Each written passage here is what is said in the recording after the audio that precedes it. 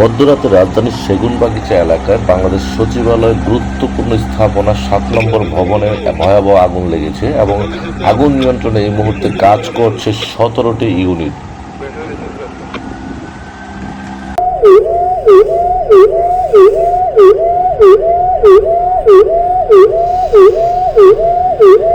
পরবর্তীতে আরও একটি ইউনিট যোগ হয়েছে এবং ১৮টি ইউনিট এই মুহূর্তে কাজ চলমান রেখেছে আগুন নিয়ন্ত্রণে আনার জন্য।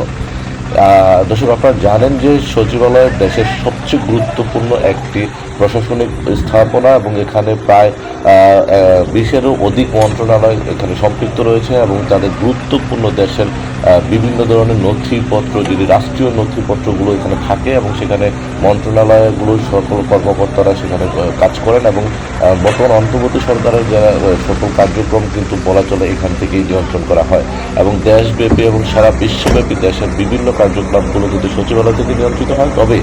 বলা যায় যে আজকের এই অনাকাঙ্ক্ষিত ঘটনায় কিন্তু দেশের রাষ্ট্রীয় অনেক বড় একটি ক্ষতির সম্মুখীন হতে যাচ্ছে এবং এই মুহূর্তে আগুন তীব্রতা ভয়াবহতা রয়েছে এবং ফায়ার সার্ভিসের একাধিক ইউনিট কিন্তু পর্যায়ক্রমে আসছে এবং রাত ১টা ৫২ সচিবালয়ের ৭ নম্বর ভবনে আগুনের ঘটনা, অগ্নিকাণ্ডের ঘটনাটি ঘটে এবং সেটি খবর পেয়ে ফায়ার সার্ভিসের তাৎক্ষণিকভাবে 7টি ইউনিট ঘটনাস্থলে আসে এবং তারা মাত্র ২ মিনিটের ভিতরে, যেহেতু সচিবালয়টির পাশাপাশি কিন্তু এখানে বলা চলে যে পার্শ্ববর্তী এলাকার কাছাকাছি কিন্তু ফায়ার সার্ভিসের ইউনিট রয়েছে, যার কারণে এই ফায়ার সার্ভিসের প্রধান কার্যালয়টি আমরা জানি বঙ্গবাজারের ঠিক পাশেই রয়েছে। তার কারণে এখান থেকে দূরত্ব মাত্র ১ কিলোমিটার এবং ২ মিনিটের ভিতরে কিন্তু প্রথম ইউনিটটি পৌঁছায় এবং এই একসাথে 7টি ইউনিট কাজ শুরু করে এবং পর্যায়ক্রমে আগুনের তীব্রতা বাড়ার সাথে সাথে কিন্তু আরও 3টি, পরে 5টি, আরও 3টি, সর্বমোট এখন 18টি ইউনিট কিন্তু কাজ করছে এবং নিয়ন্ত্রণে আনার চেষ্টা করছে।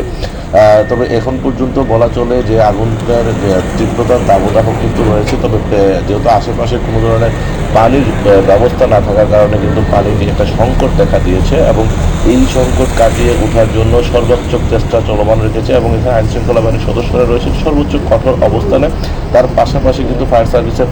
যারা ফায়ার ফাইটার রয়েছেন তারাও কিন্তু যান প্রাণ দিয়ে তীব্রতার সঙ্গে এবং গুরুত্বতার সাথে সর্বোচ্চ চেষ্টা চালিয়ে যাচ্ছে আগুনটি নিয়ন্ত্রণে আনার জন্য। কেননা এই যে সচিবালয় যে দেশের রাষ্ট্রীয় সর্বোচ্চ গুরুত্বপূর্ণ নথিপত্রগুলো থাকে এবং সেই নথিপত্রগুলো কিন্তু যদি বিনষ্ট হয়, ধ্বংস হয়ে যায়, তাহলে সেই ক্ষেত্রে অনেক বড় ধরনের রাষ্ট্রীয় ক্ষতির সম্মুখীন হতে পারে এবং দেশ এবং জনগণের জন্য এটা বিরাট একটা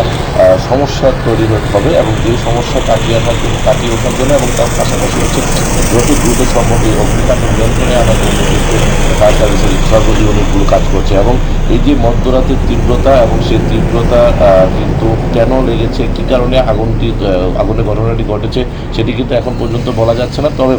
তদন্ত সাপেক্ষে পরবর্তীতে এটা সুষ্ঠু তদন্ত সাপেক্ষে এই বিষয়টি উত্থাপিত হবে এবং সেটি সরকারের পক্ষ থেকে আইনশৃঙ্খলা বাহিনীর সদস্যরা সেটি উদ্ঘাটন করবেন। কিন্তু তবে আগুনের বিষয়টি নিশ্চিত করেছেন ফায়ার সার্ভিসের রাজ্যের যে নিয়ন্ত্রণ কক্ষে যে ডিউটি অফিসার রয়েছেন রাফিয়াল ফারুক, তিনি কিন্তু বিষয়টি নিশ্চিত করেছেন আগুন লাগার ঘটনাটি এবং রাত ১টা ৫২ সচিবালয়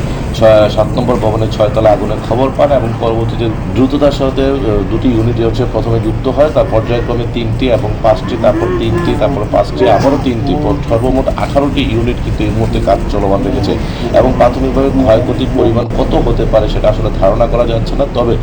ক্ষতির পরিমাণটা যতটা কমিয়ে আনা যায় সেই ব্যাপারে সর্বোচ্চ চেষ্টা চলমান রয়েছে ফায়ার সার্ভিসের পক্ষ থেকে। আমরা ইতিমধ্যে দেখছি সেনাবাহিনী, পুলিশ এবং অন্যান্য আইনশৃঙ্খলা বাহিনীর সদস্যরাও কিন্তু ইতিমধ্যে পুরো এলাকাটি নিয়ন্ত্রণে রাখার চেষ্টা করছে যে কোনো ধরনের অপ্রীতিকর ঘটনা না ঘটে এবং ফায়ার সার্ভিস দিয়ে যাতে সহজে কাজ করতে পারেন, প্রত্যেকটা গাড়ি যেন দ্রুততার সাথে ভিতরে প্রবেশ করে এবং পানি সরবরাহের বিষয়টি যেন নিশ্চিত করা হয় সেই ব্যাপারে কিন্তু সহযোগিতা করছেন ফায়ার সার্ভিস কর্তৃপক্ষকে এখানকার দায়িত্বরত আইনশৃঙ্খলা বাহিনীর সদস্যরা। তার পাশাপাশি বলা চলে যে তীব্র ধোঁয়া এবং অন্ধকারচ্ছন্ন হয়ে উঠেছে এবং সেই তীব্র ধোঁয়ার কারণে কিন্তু আমরা দেখতে পাচ্ছিলাম যে পুরো চারপাশে অর্থাৎ সেগুনবাগিচা, পল্টন, প্রেসক্লাব এবং আশেপাশে যে এলাকাটি রয়েছে সেগুলো কিন্তু অন্ধকারচ্ছন্ন হয়ে গেছে এবং এই যে তীব্র শীতের রাতে